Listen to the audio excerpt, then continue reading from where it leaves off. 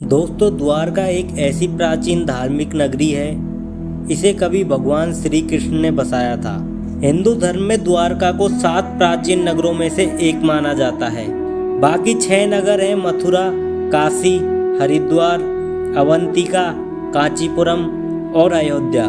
कुछ लोग द्वारका को द्वारावती, कुछ स्थली, ओखामंडल, गोमती द्वारका, चक्रतीर्थ, अंतरदीप और वीणा दुर्ग के नाम से भी जानते हैं। शहर के चारों ओर बहुत लंबी दीवारें थी, जिसमें कई द्वार थे। कई द्वारों के शहर होने की वजह से इस नगरी का नाम द्वारका पड़ा। परंतु अब यहाँ यह सवाल उठता है कि श्री कृष्ण की मृत्यु के बाद अचानक ऐसा क्या हुआ कि यह पूरी नगरी जल में समा गई। तो आज की इस वीडियो में हम आपको बताएंगे कि आखिर कब, क्यों और कैसे डूबी श्री कृष्ण की नगरी द्वारका। द्वारका नगरी को श्री कृष्ण की कर्म भूमि भी माना जाता है। महाभारत में वर्णित कथा के अनुसार श्री कृष्ण ने जब कंस का वध किया, तब जरासंध ने कृष्ण और यदुवंशियों का नामो निशान मिटाने की ठान ली और मौका मिलते ही जरासंध मथुरा और यादवों पर बार बार आक्रमण करने लगा।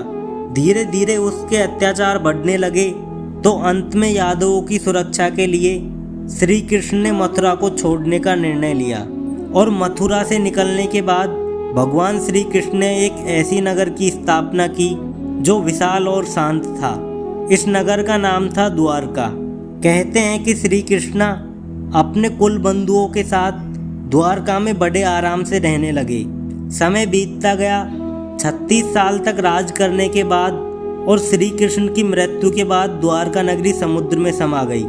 पौराणिक ग्रंथों में द्वारका के समुद्र में विलीन होने से जुड़ी 2 कथाओं का विवरण मिलता है।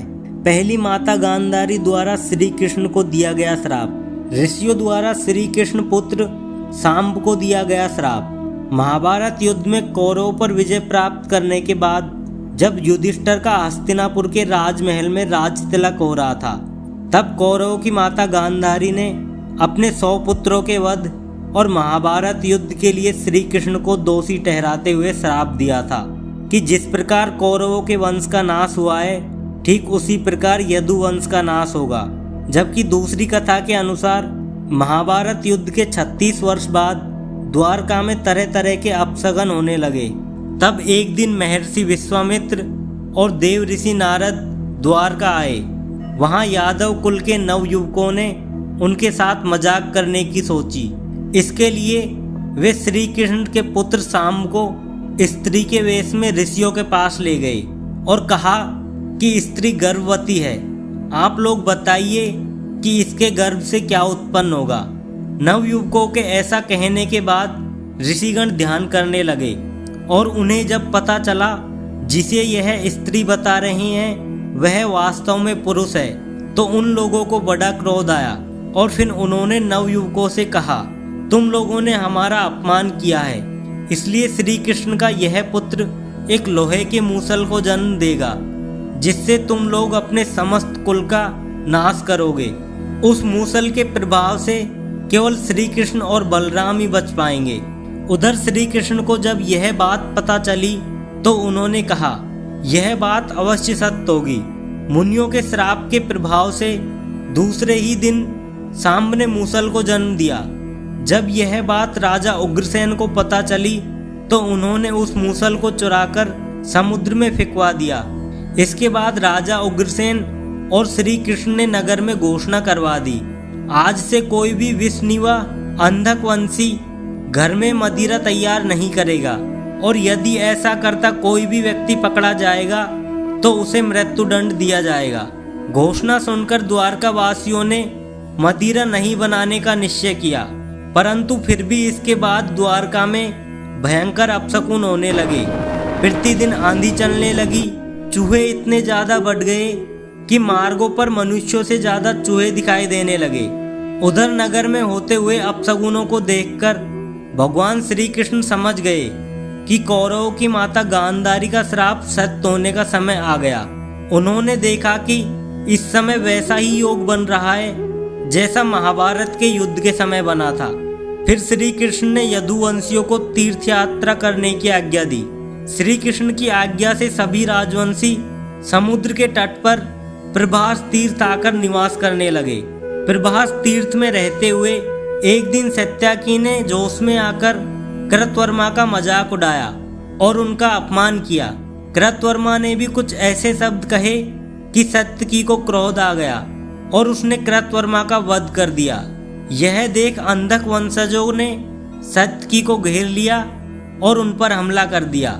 सत्यकी को अकेला देखकर श्री कृष्ण के पुत्र प्रद्युम्न उसे बचाने दौड़े। सत्यकी और प्रद्युम्न अकेले ही अंधक वासियों से भिड़ गए, परंतु वे संख्या में अधिक होने के कारण अंधक वंशियों को पराजित नहीं कर पाए और अंत में उनके हाथों मारे गए।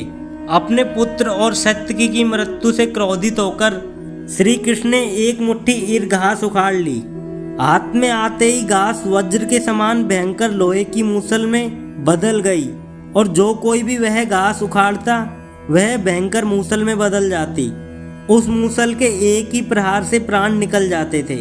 उस समय काल के प्रभाव से सभी वीर मूसलों से एक दूसरे का वध करने लगे। यदुवंशी भी आपस में लड़ते हुए मरने लगे। श्री कृष्ण के देखते ही देखते सांब, चारणदेश, अनिरुद्ध और गद्ध की मृत्यु हो गई। अंत में श्री कृष्ण ने अपने सारथी दारुक से कहा कि तुम हस्तिनापुर जाओ और अर्जुन को पूरी घटना बताकर द्वारका ले आओ। दारुक ने ऐसा ही किया। इसके बाद श्री कृष्ण बलराम को उसी स्थान पर रहने का कहकर द्वारका लौट आए। फिर श्री कृष्ण ने पूरी घटना अपने पिता वासुदेव जी को बताई। यदुवंशियों के विनाश की बात जानकर उन्हें भी बहुत दुख हुआ। श्री कृष्ण ने वासुदेव जी से कहा कि आप अर्जुन के आने तक स्त्रियों की रक्षा करें। इस समय बलराम वन में मेरी प्रतीक्षा कर रहे हैं, मैं उनसे मिलने जा रहा हूँ। यह कहकर श्री कृष्ण बलराम से मिलने चल पड़े। वन में जाकर श्री कृष्ण ने देखा कि बलराम जी समाधि में लीन हैं। देखते ही देखते बलराम शेषनाग के रूप में परिवर्तित हो गए और भगवान श्री कृष्ण से आज्ञा लेकर बैकुंठ धाम वापस लौट गए। उधर बलराम जी द्वारा देह त्यागने के बाद श्री कृष्ण वन में घूमने लगे। घूमते घूमते वो एक स्थान पर बैठ गए और गांधारी द्वारा दिए गए श्राप के बारे में सोचने लगे। देह त्यागने की इच्छा से श्री कृष्ण ने ध्यान में किया और महायोग की अवस्था में पृथ्वी पर लेट गए। जिस समय भगवान श्री कृष्ण समाधि में लीन थे, उसी समय जरा नाम का एक शिकारी हिरणों का शिकार करने के उद्देश्य से वहां आ गया। उसने हिरण समझकर दूर से ही श्री कृष्ण पर बाण चला दिया। बाण चलाने के बाद जब वह शिकार पकड़ने के लिए आगे बढ़ा तो योग स्थिति में भगवान श्री कृष्ण को देखकर उसे अपनी भूल पर पश्चाताप हुआ। तब श्री कृष्ण ने उसे आश्वासन दिया और परम धाम चले जाने के लिए कहा। इधर दारुक हस्तिनापुर पहुंचकर यदुवंशियों के विनाश की पूरी घटना पांडवों को बता दी। यह सुनकर पांडवों को बहुत दुख हुआ। अर्जुन तुरंत ही अपने मामा वासुदेव से मिलने के लिए द्वारका चल दिए। अर्जुन जब द्वारका पहुंचे तो श्री कृष्ण की रानियां उन्हें देखकर रोने लगी।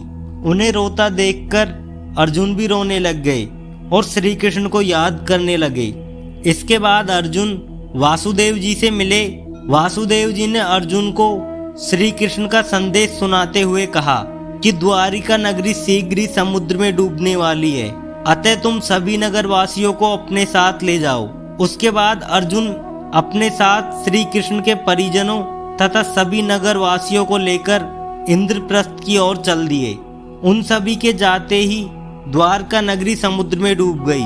यह दृश्य देखकर सभी को बड़ा आश्चर्य हुआ और सन 2005 और 7 में भारतीय पुरातत्व सर्वेक्षण के निर्देशन में भारतीय नौसेना के गोताखोरों ने समुद्र में समाये द्वारका नगरी के अवशेषों को खोज निकाला, जो इस पौराणिक कथा की प्रामाणिकता को साबित कर चुका है। इस खोज टीम को समुद्र में 560 मीटर लंबी द्वारका की दीवार भी मिली। इतना ही नहीं, उन्हें पौराणिक समय के कुछ बर्तन भी मिले जो 1528 ईसा पूर्व से 3000 ईसा पूर्व के हैं। तो दोस्तों, उम्मीद करता हूँ कि आपको हमारी यह कथा पसंद आई होगी।